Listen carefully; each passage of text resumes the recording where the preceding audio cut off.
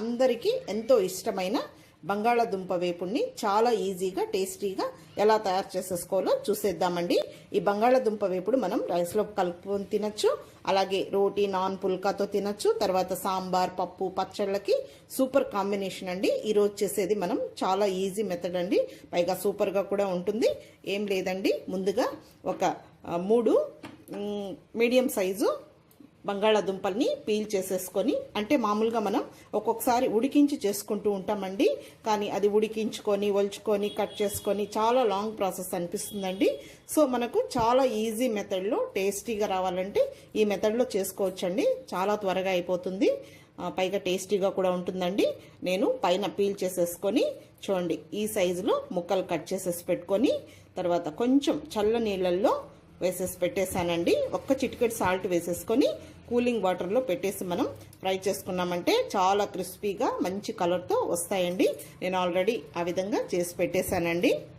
ముందుగా స్టవ్ వెలిగించుకొని ప్యాన్ పెట్టుకొని ఇందులో ఒక 2 టేబుల్ స్పూన్ల నూనె వేసుకుందాము. ఫ్లేమ్ని మీడియంలో పెట్టేసుకోవాలండి. ఇప్పుడు ఆయిల్ లైట్గా వేడెక్కింది, ఆ నీళ్ళల్లోంచి తీసేసుకొని ఈ బంగాళాదుంప ముక్కల్ని ఒక 2 సార్లుగా ఫ్రై చేసేసుకోవాలి. మనకు అదే ఆయిల్ మళ్ళీ మనకు ఉపయోగపడుతుందండి. ఈ మెథడ్లో చేసుకుంటే మనకు చాలా క్విక్గా అయిపోతుంది. ఈ విధంగా మీడియం ఫ్లేమ్లో ఇలా కలుపుకుంటూ అన్నీ ఒకే కలర్ వచ్చే వరకు వేయించుకోవాలండి. చూడండి మనకు అతుక్కోకుండా ప్యాన్కి. సో మనం ఆ విధంగా కూలింగ్ వాటర్లో కొద్దిసేపు సోక్ చేసేసుకొని ఫ్రై చేసుకుంటే చాలా కరెక్ట్గా వస్తుందండి బంగాళాదుంప వేపుడు.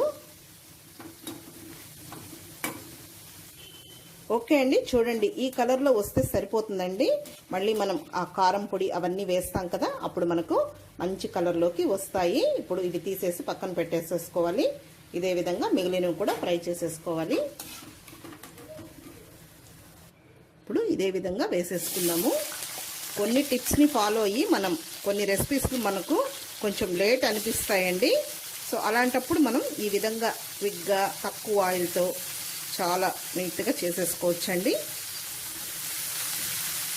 ఇది కూడా అదే విధంగా ఫ్రై చేసేసుకోవాలి.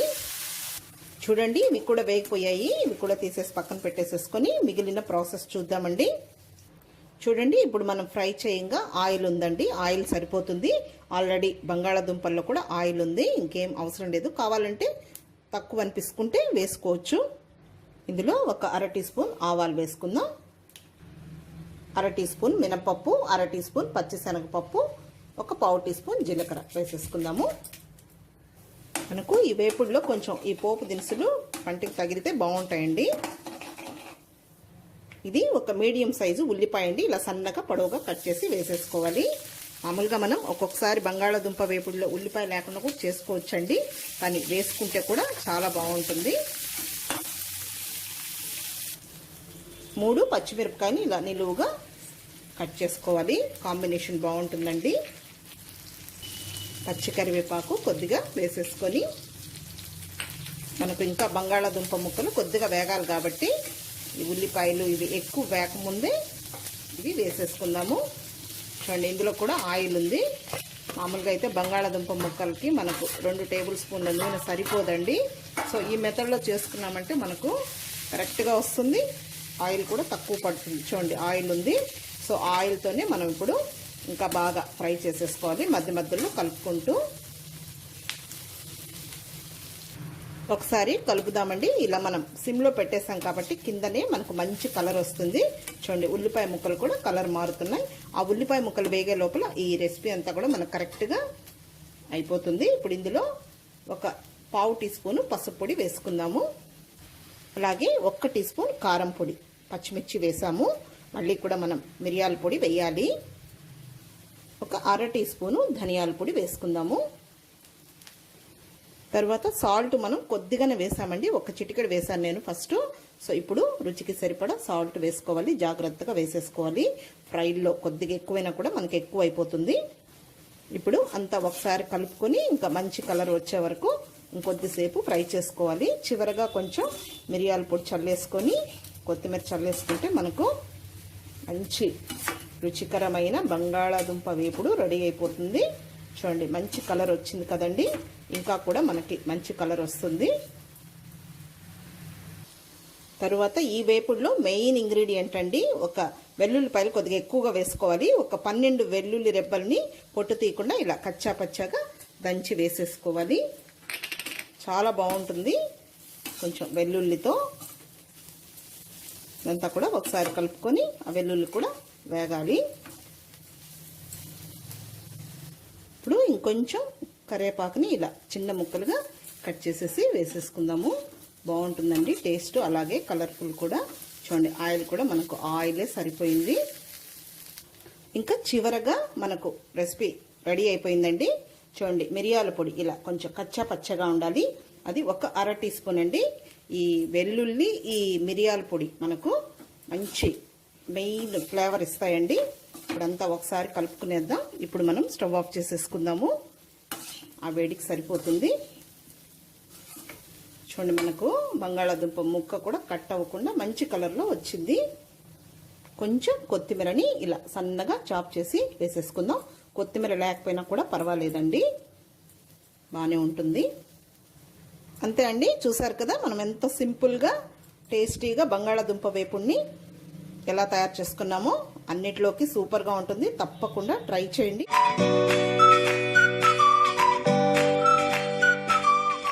మంచి రుచికరమైన బెండకాయ వేపుడిని తయారు చేసుకుందామండి. ఈ బెండకాయ వేపుడిని కూడా నేను చాలా డిఫరెంట్ స్టైల్లో వీడియో అప్లోడ్ చేశాను. అవన్నీ కూడా 100% సూపర్ టేస్టీగా ఉంటాయి. మీరు ఒకసారి తప్పకుండా ట్రై చేయండి. ఇది సైడ్ డిష్గా చాలా బాగుంటుందండి. అలాగే రోటీ చపాతీలో కూడా తినొచ్చు, రైస్లో కలుపుకొని తినొచ్చు. తర్వాత పప్పు, సాంబార్, పచ్చళ్ళకి సూపర్ కాంబినేషన్. ఈ బెండకాయ వేపుడిని ఎలా తయారు చేస్తానో ఒకసారి చూడండి, సూపర్ టేస్టీగా ఉంటుంది.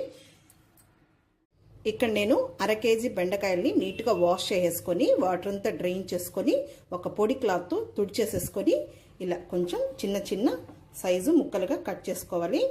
ఎందుకంటే మనం ఎప్పుడైనా కానీ బెండకాయ వేపుడు చేసేటప్పుడు కొద్దిగా చెమ్మున్నా కూడా కానీ ఆ బెండకాయ వేపుడు జిగురు జిగురుగా అంత కట్ అయిపోయి అంత బాగా రాదండి. సో మనం చెమ్మ లేకుండా ఇలా కట్ చేసుకున్నామంటే మనకు ఆ బెండకాయ వేపుడు అనేది క్రిస్పీగా, అలాగే కలర్ కూడా కాంబినేషన్ చాలా బాగా వస్తుంది. ఇక్కడ నేను ఆల్రెడీ ఇలా చిన్న చిన్న ముక్కలుగా కట్ చేసి పెట్టాను. అందులోకి ఒక 7 ఎండుమిరపకాయల్ని మనం ఇవి పచ్చివేయండి, ఏం ఫ్రై చేయలేదు, మిక్సీ వేసుకోవాలి. అంటే కొంచెం చిల్లీ ఫ్లేక్స్ లాగా బరకగా వేసుకోవాలి. ఇలా ఒక మిక్సీ జార్ తీసుకొని ఎండుమిరపకాయని ఇందులో వేసేసుకోవాలి.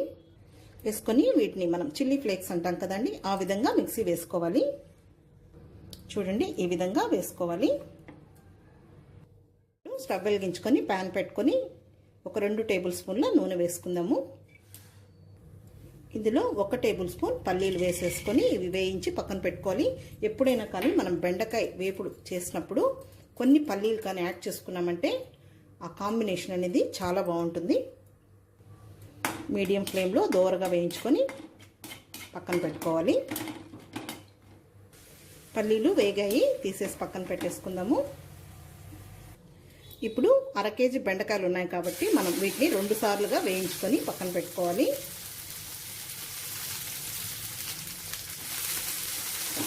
అంటే ఈ విధంగా చేసామంటే మనకు ఆ జిగురు పోయి చాలా క్విక్గా చేసేసుకోవచ్చండి. నేను బెండకాయ వేపుడిని ఇలా చేయకుండా మామూలుగా ఒకేసారి ఉల్లిపాయలతో పాటు కూడా ఫ్రై చేస్తే కూడా పర్ఫెక్ట్గా వస్తుంది. అలా కూడా నేను వీడియో అప్లోడ్ చేస్తాను. కానీ ఈ విధంగా అయితే మనకు కొంచెం బెండకాయ అనేది క్రిస్పీగా బాగుంటుంది టేస్ట్. చూడండి ఈ బెండకాయ ముక్కలు ఈ మాత్రం వేగితే సరిపోతుంది. మళ్ళీ మనం ఎక్కువ మార్చేసామంటే చేదు అనేది వస్తుంది.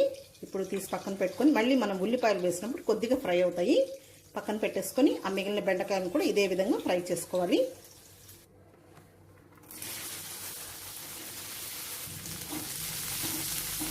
ఇప్పుడు బెండకాయలన్నీ ఫ్రై చేయడం అయిపోయిందండి. చూడండి కొద్దిగా ఆయిల్ ఉంది, మనకు ఆయిల్ సరిపోతుంది. ఆల్రెడీ మనం బెండకాయలు కూడా ఫ్రై చేసాం కదా, అందులో కూడా ఆయిల్ ఉంటుంది. ఇప్పుడు చూడండి ఇక్కడ పోపు దినుసులు అండి. ఆవాలు 1/2 టీ స్పూను, మినప్పప్పు 1/2 టీ స్పూను, పచ్చిశనగపప్పు 1/2 టీ స్పూను, జీలకర్ర ఒక 1/4 టీ స్పూన్ అవి ఇందులో వేసేసుకుందాము. కొద్దిగా పోపు దినుసులు మనకు ఈ ఫ్రైలో బాగుంటాయి తినడానికి. ఇంకా కూడా మీకు కావాలంటే వేసుకోవచ్చు. ఒక ఎండుమిరపకాయ తుంచి వేసేసుకోవాలి. అలాగే ఒక చిన్న పచ్చిమిరపకాయ చిన్న ముక్కలు కట్ చేసుకోవాలి, ఒక మీడియం సైజు ఉల్లిపాయ చిన్న ముక్కలు కట్ చేసుకోవాలి, అది ఇందులో వేసుకోవాలి. కొద్దిగా కరివేపాకు, చూడండి ఉల్లిపాయ ముక్కలు ముప్పావు వంతు వేగిన తర్వాత ఈ బెండకాయలు కూడా వేసేయాలి. బెండకాయలు కొంచెం చిన్నగా ఉన్నాయండి, సో అందుకని మనం ఉల్లిపాయ ముక్కలు కూడా చిన్న ముక్కలు కట్ చేసుకోవాలి. ఇప్పుడు ఇందులో ఒక పావు టీ స్పూన్ పసుపు పొడి వేసుకోవాలి. చూడండి ఆయిల్ ఉంది మనకు, కాబట్టి మామూలుగా అయితే బెండకాయ కానీ కాకరకాయ కానీ పొటాటో కానీ ఆయిల్ అనేది చాలా పడుతుంది, టైం కూడా. సో మనం ఈ విధంగా చేసుకున్నామంటే తక్కువ ఆయిల్తో టేస్టీగా మనం రెడీ చేసుకోవచ్చు. ఒక 2 నిమిషాలు వేగనిద్దాము. ఇప్పుడు ఇందులో ఒక 8 వెల్లుల్లి రెబ్బలండి, పొట్టు తీయకుండా ఇలా కచ్చా పచ్చగా దంచి వేసేయాలి. కొద్దిగా వెల్లుల్లి ఎక్కువగా వేసుకోవాలి. అలాగే రుచికి సరిపడా సాల్ట్ మనం ఇంతవరకు వేయలేదు. ఈ వెల్లుల్లిని ఇలా ఒకసారి మిక్స్ చేసుకుందాం, మంచి వాసన వస్తుందండి. ఒక వెజిటబుల్తోనే మనం చాలా డిఫరెంట్ ఫ్లేవర్స్తో ట్రై చేయొచ్చండి, చాలా బాగుంటుంది. రోజు ఒకేలాగా తినాలంటే బోర్, కాబట్టి ఉన్న వాటితోనే మనం డిఫరెంట్ స్టైల్లో ప్రిపేర్ చేసుకోవచ్చు. ఇప్పుడు ఈ వెల్లుల్లి కొద్దిగా వేగిన తర్వాత మరి ఎక్కువ వేగకూడదు. ఇందులో మనం చిల్లీ ఫ్లేక్స్ ఉన్నాయి కదా, అవి వేసేసుకుందాము. అంటే కారం పొడికి చిల్లీ ఫ్లేక్స్కి చాలా డిఫరెంట్ ఉంటుందండి. ఈ ఫ్లేక్స్ కొద్దిగా ఆయిల్లో ఫ్రై అయితే చాలా టేస్టీగా ఉంటాయి. ఒక 1/2 టీ స్పూను ధనియాల పొడి, ఎక్కువ వద్దండి, చాలు. అంతా ఒకసారి కలుపుకున్నాం. ఆ వేడికి మనకు ఆ చిల్లీ ఫ్లేక్స్ ఫ్రై అయిపోతాయి.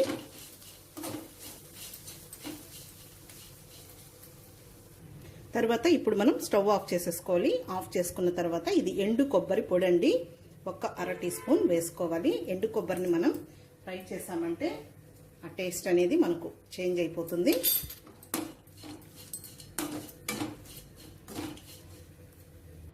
ఇప్పుడు చివరగా ముందుగా మనం వేయించి పెట్టుకున్న పల్లీలు వేసుకుందాము. ఇంకేం కొత్తిమీర లేకపోయినా పర్వాలేదు, కావాలంటే కొద్దిగా చాప్ చేసి వేసుకోవచ్చు. ఇప్పుడు డిష్ అవుట్ చేసేసుకుందాము. అంతే అండి, చూసారు కదా, మనం ఎంతో రుచికరంగా బెండకాయ వేపుడిని ఈ స్టైల్లో ప్రిపేర్ చేసుకున్నాం. మీరు కన్ఫ్యూజ్ అవ్వద్దండి, చూడడానికి ఒకటేలాగున్న టేస్ట్ మాత్రం చాలా బాగుంటుంది, డిఫరెంట్గా ఉంటుంది, మీకే తెలుస్తుంది. తప్పకుండా ట్రై చేసి మళ్ళీ నాకు కామెంట్ చేయండి ఎలా వచ్చిందో.